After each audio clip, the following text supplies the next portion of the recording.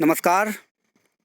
एक बार फिर स्वागत है सभी भावी शिक्षकगण का अपने यूट्यूब चैनल आई के हिंदी टारगेट में। जी हाँ, माध्यमिक शिक्षा सेवा चयन बोर्ड प्रयागराज 28/11/2020 को आयोग द्वारा पूछे गए सवाल ऐसे ही तैयारी करके आप जाइए। तो कल किसी कारणवश वीडियो को नहीं डाल सके, तो कल वाला वीडियो हम आज दे रहे हैं। और जैसा कि आप लोग को मालूम है कि आज इंटरव्यू आप लोग का नहीं था। आज इंटरव्यू जो है संस्कृत, विज्ञान, अंग्रेजी जो छूटे हुए सब्जेक्ट थे 2-2, 4-4, उन लोग का इंटरव्यू आज लिया जा रहा था। फिर आपका कल से पुनः प्रारंभ होगा और 1 तारीख को फिर आपका बंद रहेगा। इसके बाद जब शुरू होगा तो लगातार चलता रहेगा। सारे अपडेट हम आपको देते रहेंगे। तो चलिए देख लेते हैं कल वाले में क्या पूछा गया। और समय से कुछ लोग प्रश्न भी नहीं बता पाए। तो जो हमारे दोस्त थे वो लोग कहीं कोई बस में थे, क्योंकि सेकेंड मीटिंग में थे, तो कोई बोलेरो में थे, तो इसलिए बात वार्ता नहीं हो पाई। तो ढेर रात चली गई थी, इसलिए बात हुई। तो हम सोचे कि अब इसको कल ही डाला जाए। तो चलिए देखिए कि कैसे कैसे प्रश्न पूछे गए कल वाले में। आप लोग को इंतज़ार रहता है, मैं जान रहा हूँ।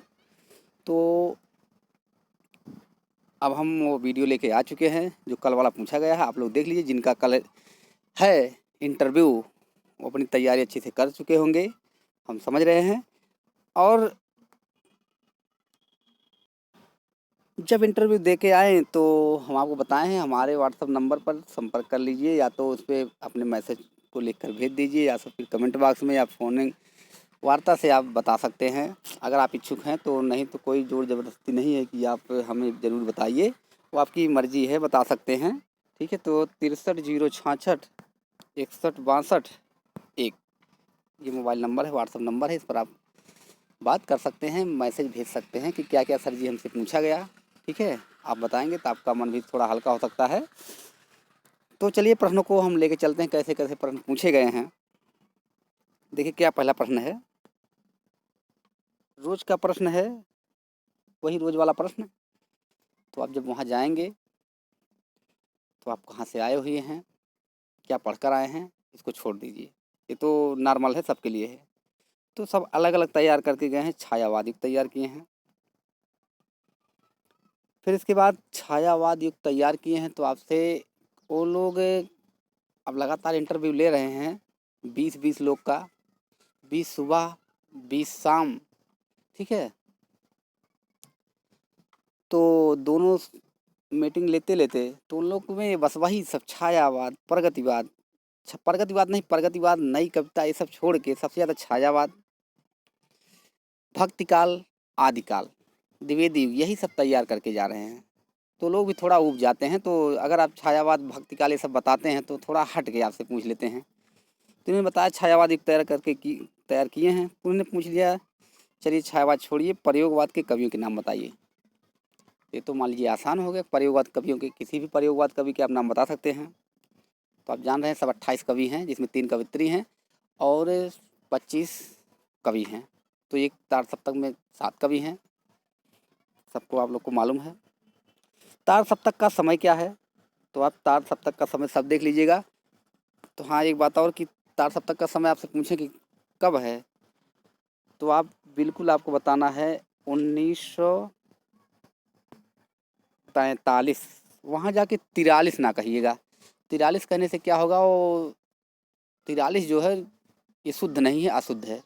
तो आप उसको 43 ही कहिए, ताकि वो समझ जाए हाँ शुद्ध अशुद्धियाँ कहीं गलती नहीं कर रहे हैं। ठीक है।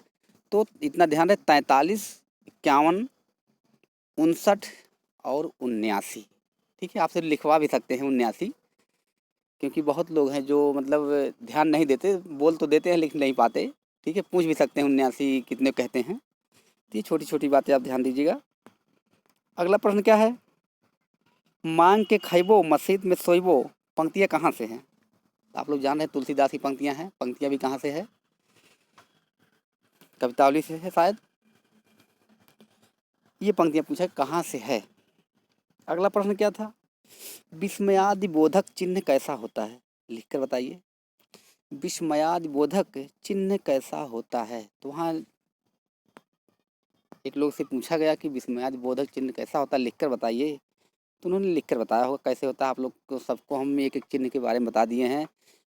पूर्ण विराम कैसे होता है, प्रश्नवाचक कैसे होता है, विस्मयाद कैसे होता है, त्रुटिबोधक क्यों होता है, लाघव चिन्ह का निशान कैसे होता है, रेखांकित कैसे होता है, ठीक है, कोष्टक कैसे होता है, ये सब बताया गया है। तो आप एक बार सबको एक नज़र से सरसरी निगाह से देख लीजिए सबके निशान कैसे लगते हैं। नहीं तो आपसे कह दिए कि तिर्यक चिन्ह करिए, तिर्यक चिन्ह कैसे लगाया जाता है, तो आप जाने नहीं तिर्यक चिन्ह कैसे, तिर्यक ये वाला होता है जिसको हम लोग आवलिक बोलते हैं। ठीक है, क्या है आवलिक जिसको बोलते हैं वही तिर्यक चिन्ह है। ठीक है, नई कविता की विशेषता बताइए क्या है। तो नई कविता की विशेषता पूछा जा रहा है, बार बार पूछा गया नई कविता की विशेषता क्या है।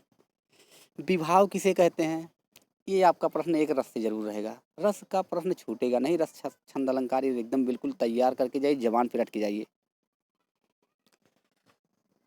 तो विभाव भाव आप पढ़ लीजिए, उसमें कुछ बताने की जरूरत नहीं है, आप एकदम देख लीजिए। जो प्रश्न नहीं मिल रहा उसको हम बता देते हैं। तुलसी और कबीर के राम में अंतर क्या है, बहुत बार आप सब जान चुके हैं। तुलसी, कबीर और निराला के राम में तीनों में अंतर बताया गया है। दो दलित निबंधकार के नाम बताइए। दलित नहीं, सॉरी, दो ललित निबंधकार के नाम बताइए। तो जो दो ललित निबंधकार हैं वो कौन कौन है? तो मुख्यतः आप जान रहे हैं कई निबंधकार को, तो आप अच्छे से बता सकते हैं। कोई दलित उपन्यास बताइए, कोई दलित उपन्यास बताइए। दलित उपन्यास कुछ याद कर लीजिए, कुछ दलित पत्रिका याद कर लीजिए, कुछ दलित कहानी, कुछ दलित कविता, ठीक है, ये सब कुछ याद कर लीजिए आप लोग। चलिए आगे देखिए, सामने आ गया कोई दलित पत्रिका बताइए। जब वो लोग जिधर घुसते हैं तो उधर ही पूछते चले जाते हैं वो लोग। बहुत ये आपसे हम बता दें कि वो आपसे बहुत ज़्यादा जानकार नहीं रहते। वो खुद अगर आप दो चार अगर उसमें जल्दी जल्दी बता देंगे तो खुद नहीं समझ पाएंगे हाँ सही है गलत है। ठीक है, तो अब देखिए, जिसे आपने तार सप्तक कवि को बताया, एक हमारे जो दोस्त थे उन्होंने बताया कि तार सप्तक के कवियों के नाम उनसे पूछा गया, तो उन्होंने बताए जल्दीबाजी में उन्होंने बता दिया कि अज्ञे हैं, इसके बाद रामविलास शर्मा हैं, प्रभाकर माचवे हैं, गिरिजा कुमार माथुर हैं, भारत भूषण अग्रवाल हैं, नेमचंद्र जैन हैं और राम नरेश त्रिपाठी बता दिया। तो लोग नहीं समझ पाए, उसी में चल गया, क्योंकि राम नरेश त्रिपाठी नहीं है, नरेश मेहता जी। ठीक है, वो दूसरे में पूछे थे, सॉरी पहले में नहीं, वो दूसरे में है, दूसरे का पूछा गया था। ठीक है, जिसमें भवानी प्रसाद मिश्र हैं। फिर इसके बाद भवानी हैं, हरिनारायण व्यास हैं, शमशेर बहादुर सिंह हैं, रघुवीर सिंह हैं। फिर इसके बाद नरेश मेहता हैं, शकुंतला माथुर हैं और इसके बाद धर्मवीर भारती हैं। यही पूछा गया तो जल्दबाजी में उसी में कह दिए, मान लीजिए हो जाता है गलती, नरेश मेहता के स्थान पे नरेश और राम नरेश त्रिपाठी निकल गया। तो लोग अगर जानकार होते तो पूछते कि राम नरेश त्रिपाठी हैं क्या, तो ऐसी कोई बात नहीं है, तो वो लोग उतने में चल जाता है। ठीक है, तो जो हम पहले बताए वो पहले तार सप्तक कवि है, वो तार सप्तक कवि हैं। रामविलास शर्मा हैं, अज्ञे हैं, नेमचंद्र जैन हैं, प्रभाकर माचवे हैं। फिर इसके बाद भारत भूषण अग्रवाल हैं, गिरिजा कुमार माथुर हैं, मुक्तिबोध हैं, ये सब पहले के हैं, गलती से निकल गया था। वात्सल 8वां विश्व हिंदी सम्मेलन कब हुआ? जी हाँ, पहला जान लीजिए, 8वां जान लीजिए, दो ही मेन है और जो अंतिम हुआ, तीन को आप एक बार सरसरी निगाह से इसको देख के चले जाइए। 8वां विश्व हिंदी सम्मेलन कब हुआ और कहाँ हुआ इसको भी देख लीजिएगा। भारत में हुआ कि सूरीनाम में हुआ कि मॉरिशस में, यही दो तीन जगह बार बार हो रहा है। वात्सल रस के सबसे बड़े कवि कौन हैं? तो ये सब आप प्रश्न पूरी तरह जान है, सबसे बड़ी कवि हैं जिसे अष्टछाप का जहाज कहा जाता है, आप लोग समझ रहे हैं। सूरदास जी जन्मांध थे कि नहीं, आपके अनुसार क्या है? ये देखिए प्रश्न है, वो आप पे डिपेंड हो जाते हैं कि आपके अनुसार क्या है। तो आप लोग बताइएगा कि वो जन्मांध ही थे, वो जन्मांध नहीं थे, ये बताइएगा आप लोग, क्योंकि कोई जन्मांध इतना वो क्या नाम है कि किसी बाल का सौंदर्य चित्रण इतनी बंद आँखों से नहीं कर सकता। ठीक है, वो रामचंद्र शुक्ल मानते हैं कि जन्मांध थे, लेकिन अगर कोई अगर अंधा है शुरू से तो सब कर सकता है, लेकिन उसको कोई वहाँ रोज बैठ के इतना खाली नहीं है कि इतने बारे में बताएगा कि ये परछाई है, ये हरा है, ये पीला है, ये नीला है। ठीक है, ये कोई नहीं बैठाएगा, तो आप अपने अनुसार बताइएगा अगर पूछते हैं तो कि जन्मांध नहीं थे, अपने अनुसार। अगर किसी के अनुसार पूछते हैं तो बताइएगा, ठीक है।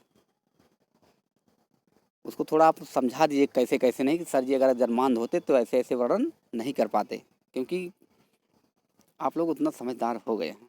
भ्रमर गीत संकलित है, तो आप समझ रहे हैं भ्रमर गीत कहाँ संकलित है। राहुल सांकृत्यायन का नाम लिखकर बताइए। जी हाँ, राहुल सांकृत्यायन का नाम लिख कर दीजिए। जो लिखा गया है शुद्ध लिखा गया है राहुल सांकृत्यायन। कुछ लोग कहते हैं, अभी हम पढ़ा रहे थे, कुछ लोग ने कहा राहुल सांस्कृत्यायन है, सांस्कृत्यायन, तो ये सरासर गलत है। ये जो इसमें सा लगा है ये गलत है, सांकृत्यायन है, ठीक है। तो लिख कर जब आप बताएंगे तो उसमें आप थोड़ा डिस्टर्ब हो जाएंगे, डिस्टर्ब होने की जरूरत नहीं है। अगला देख लीजिए क्या है, श्लेष अलंकार की परिभाषा में उदाहरण बताइए। तो श्लेष अलंकार जरूर याद कर लीजिए, श्लेष, यमक, अनुप्रास, ये तीन आप याद करके जाइए, आपका काम हो जाएगा। बस बिल्कुल डरिए ना, वहाँ जाइए, वहाँ समझ लीजिए कि वो कोई बाघ नहीं है कि आप जैसे जाएंगे घुसते ही तैसे आपको फाड़ के खा जाएंगे, ठीक है। समझ लीजिए कि एकदम सामान्य है। जाएंगे तो आपकी तरह जैसे आप हंसेंगे उसी तरह से वो भी उसी में घुले मिले हैं। वो खुद कहते हैं कि बेटा डरिए मत, हम भी इंसान हैं। तो आप लोग भी समझ रहे हैं कि इंसान ही होंगे। मीरा का कोई पद सुनाइए। तो मीरा का पद, कबीर का पद, सूर का पद, ये सब एक एक पद याद कर लीजिए कोई, ठीक है। गीत एक याद कर लीजिए, गीत मतलब एक कविता याद कर लीजिएगा। लगभग लगभग 99% पूछा जा रहा है कि ये गीत सुनाइए, लास्ट में ज़रूर कहते हैं ये गीत सुनाइए। ठीक, तैयार कर लीजिए, क्या दिक्कत है। बहुत इधर उधर जब देखते हैं बहुत गाए होंगे, जैसे घर से निकलते होंगे तैसे गाना प्रारंभ कर देते हैं, लेकिन जब किसी के सामने गाना पड़ता है तब बंद हो जाता है। तो जो वही अकेले में गाते हैं वहीं उनको सुनाना है, ठीक है। सभी लोग गाते हैं, हम जान रहे हैं सब, ऐसे कोई नहीं जो गुनगुनाता नहीं, और जो गुनगुनाता हो बड़ा अच्छा गाता है। तो आप लोग थोड़ा गाना वाना वहाँ सुन गा लीजिएगा। बलराम का पर्यायवाची शब्द सुनाइए। जी हाँ, बलराम का पर्यायवाची शब्द सुनाइए। ये भी पूछा जा रहा है कि एक ना एक पर्यायवाची कुछ भी पूछ सकते हैं, बलराम का, तोता का, हाथी का, घोड़ा का, ब्रह्मा का, विष्णु का, महेश का, कुछ भी। कनक कनक ते सौगुनी मादकता अधिकाय, ये प्रश्न हम पूरा नहीं पढ़ेंगे, आप नहीं समझ जाएंगे। वैसे समझ रहे हैं आप लोग। कह रहा है कनक कनक ते सौगुनी में कनक, पहले कनक का क्या अर्थ है। जो ये पहला कनक आया है क्या अर्थ है, ये पूछा गया है। पहले कनक का क्या अर्थ है। गागर में सागर भरने वाले कवि थे। तो गागर में सागर भरने वाले कवि आप जान ही रहे हैं। तो ऐसे ऐसे प्रश्न पूछे जा रहे हैं जिससे फोनिंग वार्ता होती है उसको हमें लिखना पड़ता है, थोड़ा हमें समस्या होती है, लिखने में समय लगता है। और जो अपना कमेंट बॉक्स में लिख देते हैं या व्हाट्सएप पे लिख देते हैं, आसानी हो जाती है, हम लोग को सीधे दिखा देते हैं। तो एक लोगों ने कमेंट बॉक्स में लिख कर बताया है कि सर जी मेरा इंटरव्यू था, हमें ऐसे ऐसे किए हैं, ऐसे ऐसे पूछे थे। तो चलिए देखते हैं क्या पूछा गया, उनसे क्या पूछा गया। देखिए इनसे पूछा गया, सर मेरा इंटरव्यू 28 को था। तो हमने पूछा क्या पूछा गया था, तो मोबाइल नंबर दिया गया। फिर इसके बाद इनसे पूछा गया कि दूसरा क्वेश्चन पूछा था कि जयशंकर प्रसाद कौन से नाटक लिखे हैं। ये क्या पूछा गया कि सर मेरा नाम पूनम है। उन्होंने पूछा था कि सूरदास मार्शल का कोना कोना जाता है, उस उसको अपनी भाषा में स्पष्ट करें। इसका मतलब हम भी नहीं समझ पा रहे हैं, लेकिन जो नीचे इसको देखिए। दूसरा क्वेश्चन पूछा गया कि जयशंकर प्रसाद कौन से नाटक लिखे हैं, ठीक है। तो जयशंकर प्रसाद कौन से नाटक लिखे हैं। फिर इसके बाद इनसे पूछा गया अगला प्रश्न, ध्रुव स्वामी के रचना यानी की रचना किस वर्ष या सन में हुई, वर्ष या सन में हुई। तो ये आप लोग जानते हैं किस सन में हुई। ध्रुव स्वामी जयशंकर प्रसाद का अंतिम नाटक है। छायावाद के 4 स्तंभ कौन से हैं, नाम बताइए। अभी उस दिन हम बताए थे, पूछा गया, फिर आज पूछा गया है। 4 स्तंभ आप लोग जान रहे हैं, जयपंत निराला देवी। छायावाद का समय सीमा क्या है, समय सीमा आप लोग जान रहे हैं। छायावाद, प्रगतिवाद, जितने भी वाद हैं सबका आप जान रहे हैं। कारक के बारे में बताइए। तो कारक के बारे में बता देना है, कारक जितने हैं आपको गिना देना है, 8 कारक जो हैं, ठीक है। एक गीत सुनाइए, देखिए तुरंत जहाँ जो हम आपसे बयां किए वो यहाँ के देखिए सामने आपके आगे, एक गीत सुनाइए। तो वही जो बताए हैं गुनगुनाने वाला, तो इन्होंने भी गाया हो, कोई अच्छे से अपना गीत गाए होंगे। फिर लास्ट है, सर आपका बहुत बहुत धन्यवाद, आपकी वजह से, आपके वीडियो की वजह से इंटरव्यू ठीक था। चलिए तो धन्यवाद आपको भी, आपका इंटरव्यू अच्छा गया है। हो गया होगा तो अच्छी बात है। आपको बहुत बहुत बधाइयाँ। सभी के साथ में आपका भी सिलेक्शन हो जाए और जल्द से आपके ही कदमों में खुशियाँ ढेर सारी आ जाए। नए साल लगते ही जैसे ही रिजल्ट आए। तो ये सब प्रश्न पूछे जा रहे हैं, तो इसीलिए हम आपसे कह रहे हैं अगर आपका इंटरव्यू कल है तो आप उसी नंबर पे कॉल करके मैसेज करके कमेंट बॉक्स में आप बता देंगे तो आपका भी प्रश्न सबके बीच में पब्लिश कर दिया जाएगा। इससे क्या होता है कि सब लोग देख लेते हैं, उनको भी थोड़ा आसान हो जाता है और जो आप बता के चले जाएँ आपको भी थोड़ा आराम मिल जाता है। तो अब प्रश्नों को हम यहीं समाप्त करते हैं, फिर मिलते हैं नेक्स्ट वीडियो में कल वाले में। आज वाला बना नहीं है तो आज के लिए घबराइए मत, ये कल वाला ही वीडियो है, ठीक है। तो आज के लिए इतना ही, धन्यवाद।